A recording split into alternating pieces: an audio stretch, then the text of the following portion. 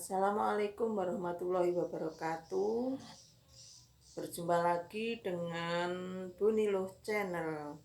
Nah, pada kesempatan ini saya akan berbagi cerita tentang kisah hidup saya.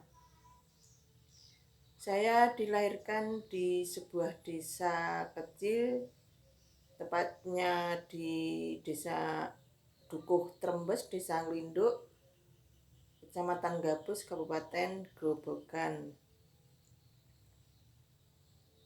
Waktu kecil, umur 4 tahun, saya sudah ditinggal oleh ibu saya karena ibu saya dipanggil oleh Allah Subhanahu wa taala pada saat melahirkan adik saya.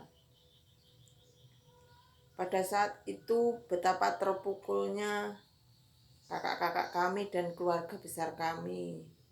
Tapi kalau saya memang belum terlalu tahu tentang masalah kematian itu, karena waktu itu saya dibilangin oleh bapak saya kalau ibu saya itu lagi sekolah. Saya percaya kalau ibu saya itu sekolah, dan suatu saat bapak saya itu ngajak ke makam ibu saya, katanya ini sekolahan ibu saya.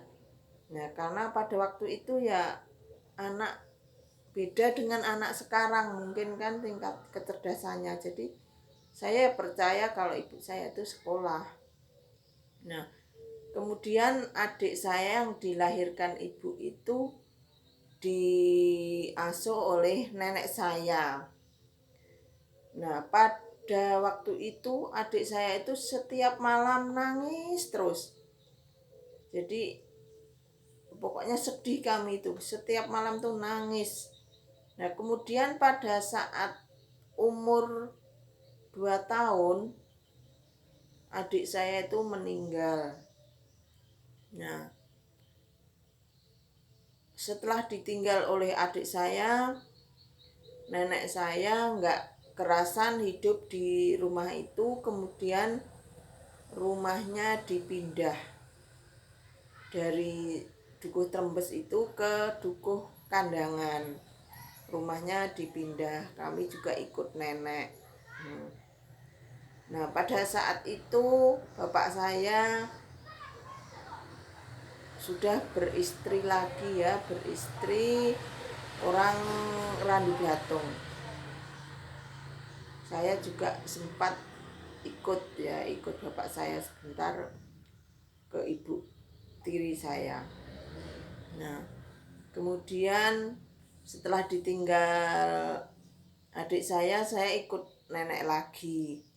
Nah, sampai besar saya diasuh oleh nenek saya. Nah, kemudian bapak saya pada saat itu dipindah tugaskan jauh dari desa saya, dan terpaksa ya 1 bulan sekali bapak saya itu nengokin saya dan kakak-kakak saya. Nah,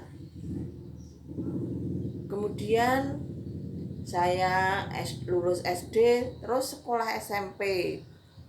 Nah, pada waktu SMP itu sekolahnya agak jauh ya, saya naik sepeda. Nah, zaman dulu kan ya wajar ya naik sepeda, bahkan kalau sepedanya rusak ya terpaksa harus jalan.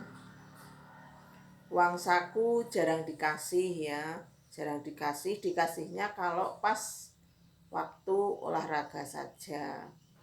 Nah, kemudian saya lulus SMP, kemudian sekolah ke Solo ya, sekolah SPG di Solo. Nah, pada saat itu bapak saya sudah pindah lagi ke desa saya kerjanya, jadi ya agak dekat ya. Tetapi saya pada waktu sekolah SPG kan SPG-nya itu di Solo, jadi jauh. Nah, akhirnya kami kos di Solo. Itu pun jarang sekali pulang karena jauh. Pada saat itu naik naik bis nanti turun Purwodadi naik bis lagi turun ke Sulu, jadi jauh. Akhirnya saya jarang pulang, paling pulang ya sebulan sekali. Tapi yang sering nengokin itu bapak saya itu sering nengok ke Solo. Nah, kemudian 3 tahun di Solo. Nah, sekolah SPG itu menurut saya ya sekolah yang paling senang, karena pada saat itu kan ngekos udah ada dikasih uang bulanan, jadi lebih enak, lebih fokus belajar ya. Lain dengan waktu SMP. Kalau waktu SMP kan kita membantu orang tua di rumah, membantu nenek ya. Pada zaman dulu kan sering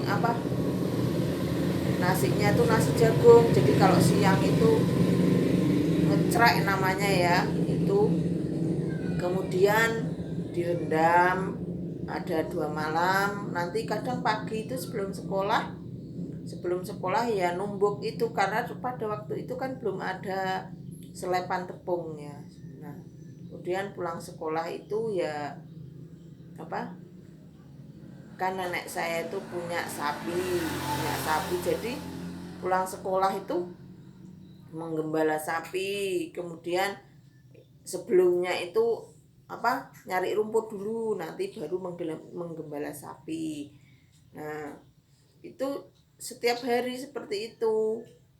Nah, kemudian tapi kalau SPG kan enak, jadi kosnya dekat dengan sekolahan. Nah, jadi nggak ada kerjaan lain ya, fokusnya belajar. Nah, alhamdulillah pada waktu SPG ya agak bisa lah, belajarnya itu agak bisa. Jadi ya alhamdulillah bisa ranking 3 pada waktu SPG. Nah, kemudian setelah lulus SPG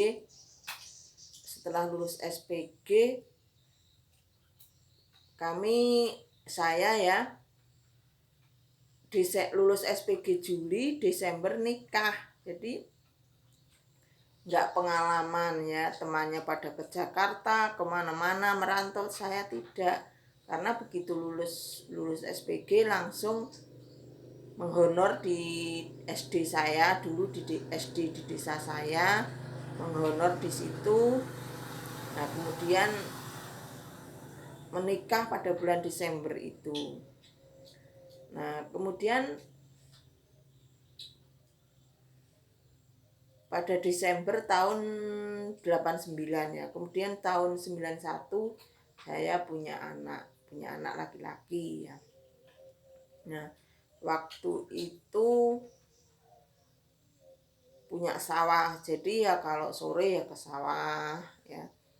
Pada waktu itu panenannya banyak sekali ya, jadi punya sawah 2 tempat ya, jadi kalau panen itu panen jagung itu sampai ada berton-ton ya, itu panen kedelai itu. Kemudian pada tahun 1993 kakak saya itu pada transmigrasi ke Kalimantan Tengah. Kakak saya yang nomor 2 pergi ke Kalimantan Tengah merantau. Kemudian selang 2 bulan saya nusul dengan suami ya, waktu itu punya anak satu dan dari Jawa itu hamil 9 bulan, 8 bulan. Nah, 1 bulan setelah sampai Kalimantan itu ya melahirkan. Nah, pada waktu melahirkan itu kesusahan untuk cari, zaman dulu itu belum ada bidan di Tran itu ya, adanya mantri. Cari dukun bayi itu susah, jadi jauh sekali ke lain desa ya. Akhirnya karena kelamaan di jalan, anak yang saya lahirkan itu meninggal dunia ya. Nah, Kemudian saya akhirnya menghonor di SD desanya kakak saya tersebut, menghonor ya. Pada waktu itu dihonor oleh Departemen Transmigrasi, 1 bulannya itu dihonor 50.000, tapi pada tahun 93 itu ya sudah banyak ya, sudah banyak, karena pada waktu itu beras paling berapa, nggak ada 3.000 sekilo itu ya. Itu ya, itu kisah dari saya kecil sampai merantau di Kalimantan ya. Itu tadi kisah saya ya. Untuk kisah selanjutnya besok lagi bisa saya ceritakan ya. Cukup sekian dulu. Assalamualaikum warahmatullahi wabarakatuh.